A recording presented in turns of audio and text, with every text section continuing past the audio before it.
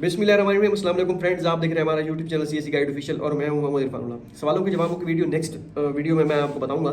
अभी मैं बताऊंगा कि मेरा किस यूनिवर्सिटी में एडमिशन हुआ था, मैं आपके साथ शेयर करूंगा। काफ़ी सारे दोस्त अब आप पूछ रहे होते हैं कि हमारा एडमिशन नहीं हुआ या आपका क्या सीन है, तो हमें बताएं ताकि थोड़ा मैं आपको बूस्ट अप करने की कोशिश करूंगा। बूस्ट अप क्या करना है, एक हकीकत है जो सारी चीज़ें मैं आपके साथ बयान करूंगा। अब मैं कोशिश करूंगा रेगुलर वीडियो बनाने की।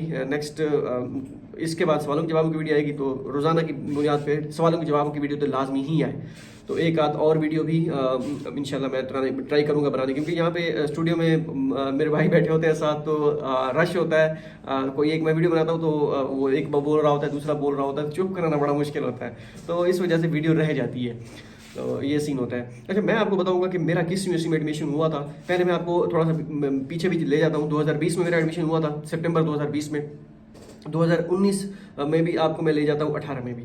ठीक है, 19 मीन्स 18 मीन्स के 18 में हमने अप्लाई किया था, 17 का एंड था। 18 जो सितंबर इनटेक जो होता है 2018 का, उसमें हमारा किसी यूनिवर्सिटी में एडमिशन नहीं हुआ था। ठीक है, ना मेरा हुआ था ना भाई का हुआ था।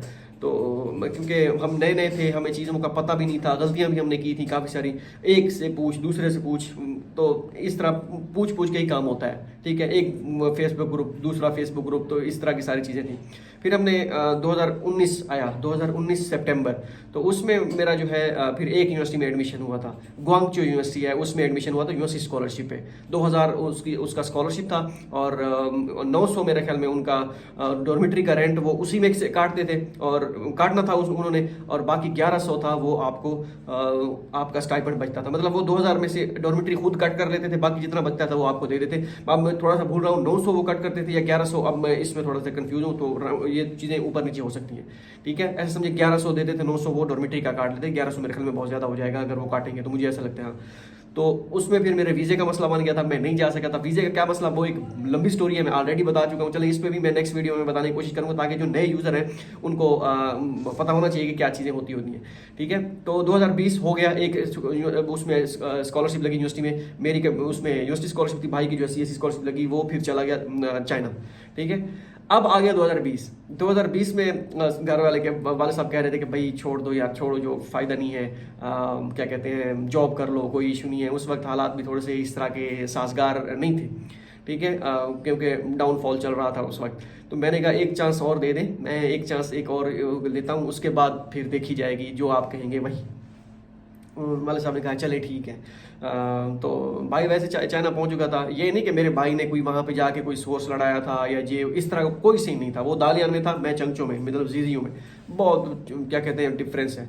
तो इस तरह का कोई सीन नहीं था।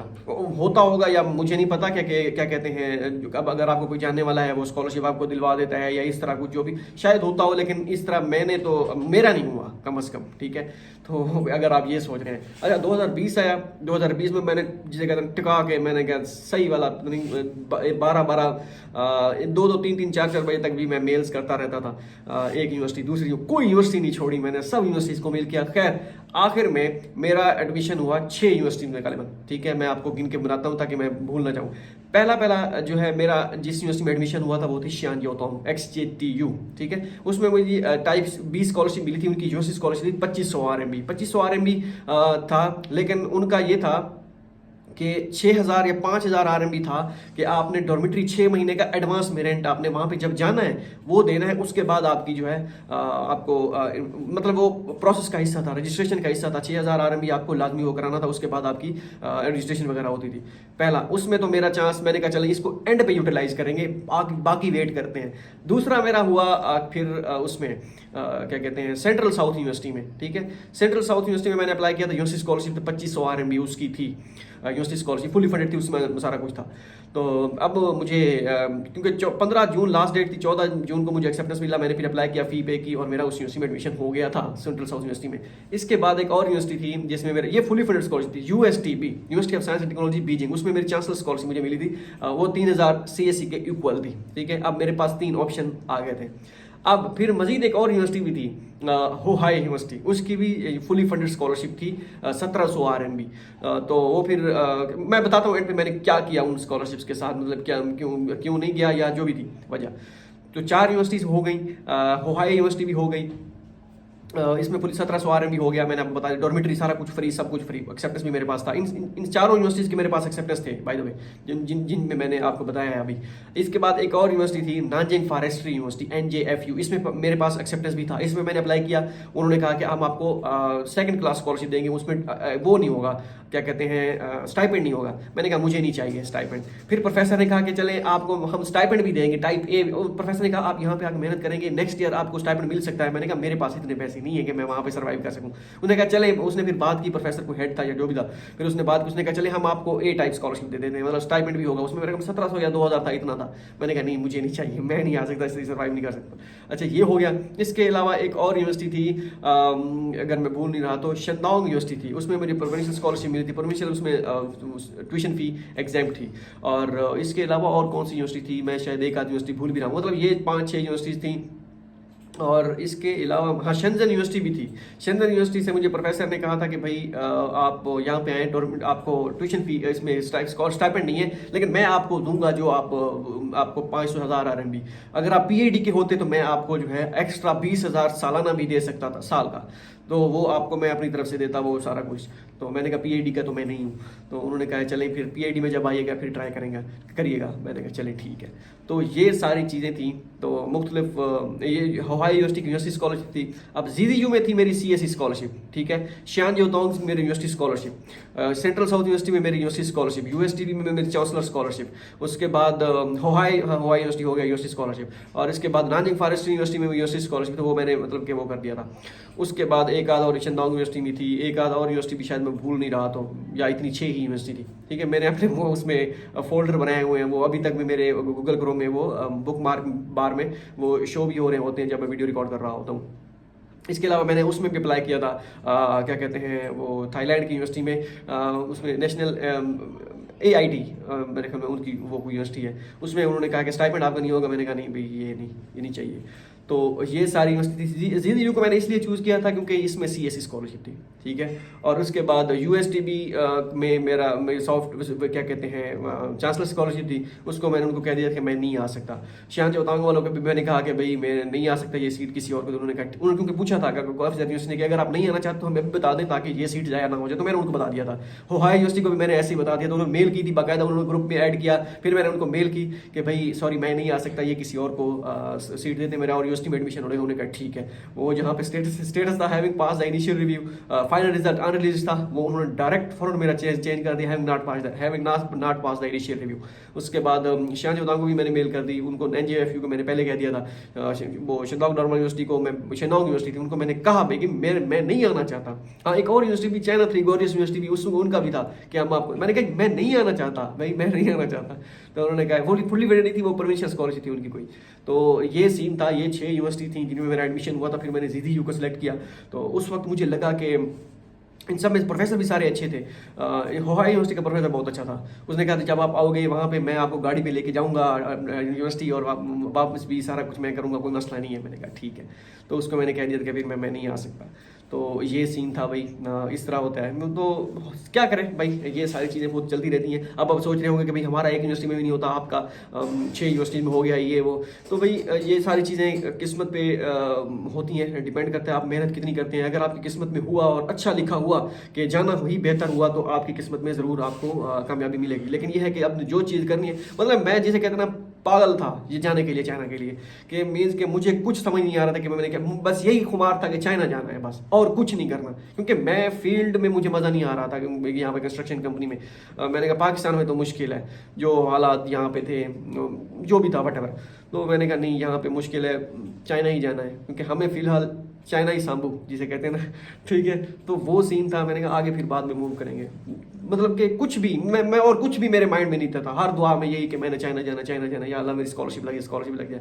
तो ये सारी चीज़ें थी। आप हर दुआ के बाद 2 नफल भी अदा कर दिया करें अपना, अगर जो आपने चीज़ आपने हासिल करनी है उसके लिए शुक्राने के नफल, या उसकी क्या कहते हैं जो भी है। मैं इतना वही क्या कहते हैं हाजी नमाज नहीं हूँ कि टर्म्स स्पेसिफिक टर्म बता दूँ कि इसको ये कहते हैं। बस वो आपने जो चीज़ करनी है उस ख्वाहिश के लिए आप अपनी उसको नमाज में भी शामिल कर लें। तो इस तरह होता था। मैं क्या कहते हैं, अभी भी मैं दुआ में यही कह रहा होता हूँ, मतलब कि मेरी ज़ुबान में इतना पक गया है कि जब भी दुआ कर रहा हूँ या मेरी स्कॉलरशिप लगे, मैं बाद में कहता हूँ कि लग चुकी है तो हो गया, वापस भी आ चुके, अब दोबारा जाना है।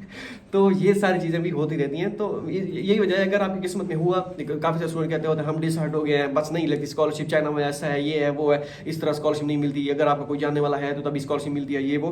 तो इस तरह का कोई सीन नहीं है, होता होगा किसी के जानने वाला है, कोई एक्सेप्टेंस दिलवा देता है प्रोफेसर से, बिल्कुल होता है। ये नहीं कि कोई लोहे पे लकीर है आपको जाके स्कॉलरशिप दिलवा दे, भी मैंने आप तेरा काम करवा दिया, तेरी स्कॉलरशिप कंफर्म है, इस तरह कोई सीन नहीं है। हाँ, एक्सेप्टेंस किसी के प्रोफेसर के पास, वो कहता है कि ये मेरा दोस्त है, मेरा कज़न है, इसकी सीवी आप देखें, प्रोफेसर सीवी रिव्यू करता है और फिर वो कहता है हाँ चले ठीक है, ये पोटेंशियल कैंडिडेट मुझे नजर आ रहा है, या वो स्टूडेंट कहता है कि मैं इसे यहाँ पे गाइड करूँगा, आप ये मेरा दोस्त है, मैं इसे जानता हूँ, या इस तरह जो भी।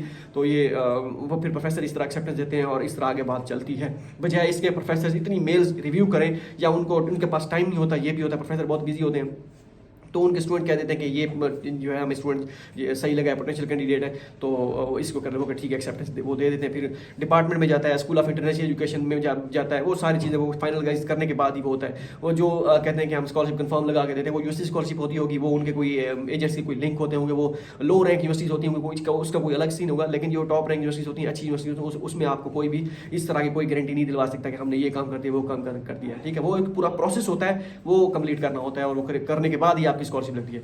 होप सो ये वीडियो आपके लिए फायदा में साबित हो। मेन मुद्दा ये, मेन लुबेलुआब ये है इस वीडियो का कि भाई डिसाइड नहीं होना। अगर मैं ये 5-6 वीडियो 6 इसको बता दिया, मेरे स्कॉलरशिप में मेरा एडमिशन हुआ था, भाई मैं अकेला नहीं हूँ, ठीक है, बाकी भी होंगे, लेकिन मैं अब वीडियो में बना रहा हूँ इस वजह से मैं आपको बता रहा हूँ, मैं मोटिवेट कर रहा हूँ कि मैं 30 मार्क खान नहीं हूँ ना, मैंने कोई मार्क का सर एग्जाम दिया है कि भाई ये है वो है।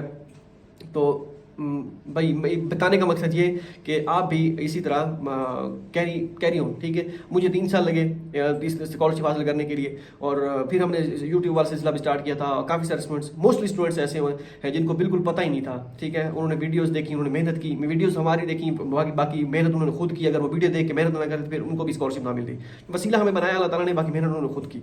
आप भी इसी तरह मेहनत कर सकते हैं, मेहनत करें, और बाकी आगे किस्मत आपको जहाँ नसीब, बाकी किस्मत की बात है, ठीक है। तो यही मकसद था बताने का। कोई मैंने कोई ये नहीं कि भाई चाइना पढ़ बहुत कोई एक वो है कि भाई कोई नहीं जा सकता, भाई हर कोई जा सकता है अगर आप मेहनत करने वाले हों। अगर आपकी किस्मत में लिखा है तो कोशिश करें, आप चलें और एक्सप्लोर करें। एक्सपोजर ज़रूरी है चाइना में, दुनिया में। तो चाइना है आपके लिए ही है। मिलते हैं अगली वीडियो में, दुआ में याद रखें। नेक्स्ट वीडियो में मैं इंशाल्लाह बताऊंगा कि मैं अपनी 2 साल की जो जितनी भी मेरी वहाँ पे जो जर्नी है, सफ़र है, 2 साल वहाँ पे कैसे गुजारे। बल्कि इसकी नेक्स्ट वीडियो में सवालों के जवाबों की वीडियो से पहले या बाद में मैं कोशिश करूँगा मैंने वहाँ पे टाइम कैसे गुजारा। स्टाइपेंड नहीं था मेरा, स्कॉलरशिप नहीं थी, कुछ भी नहीं था, तो वो टाइम मैंने कैसे गुजारा वो भी मैं वीडियो में डिस्कस करने की कोशिश करूंगा। मैं अपने दोस्त अहबाब जो मेरे वहाँ पे थे, जिन्होंने मेरा साथ दिया, उनका भी मैं शुक्रिया अदा करना चाहूँगा। अभी तक मैंने किया तो है वहाँ पे, लेकिन एक वीडियो बनाऊंगा तो उसमें उनको मैंशन कर दूंगा, ताकि उनको पता चले कि भाई बंदा जो है ऐसा हमें भूल नहीं गया। बंदा जो है वो क्या कहते हैं, जिसे कहते हैं ना, आला ज़र्फ रखता है, थोड़ा बहुत है लेकिन ज़्यादा नहीं है, लेकिन फिर भी मैं उनको भी शामिल हाल करूँगा वीडियो में। मीन्स कि उनको वीडियो या तस्वीर वगैरह कोई भी क्लिप टाइप उसको पूरी एक प्रॉपर वीडियो बनाने की कोशिश करूँगा। लेकिन मैं एक और वीडियो बनाऊँगा, उसमें 2 साल की पूरी जर्नी जितनी भी थी, क्या मुश्किलात थी, क्या क्या चीज़ थी, या जब हम गए और वापस आए, वो सारी चीज़ें मैं एक जिसे कहते हैं ना कि उसमें बनाऊंगा, और सारी चीज़ें आपको बताऊंगा कि आपने क्या करना है, या अगर कोई पॉइंट मुझे बताना हुआ कोई चीज़, वो भी मैं आपको बताऊंगा, ठीक है। मिलते हैं अगली वीडियो में, तो याद रहेगा। अल्लाह हाफ़िज़।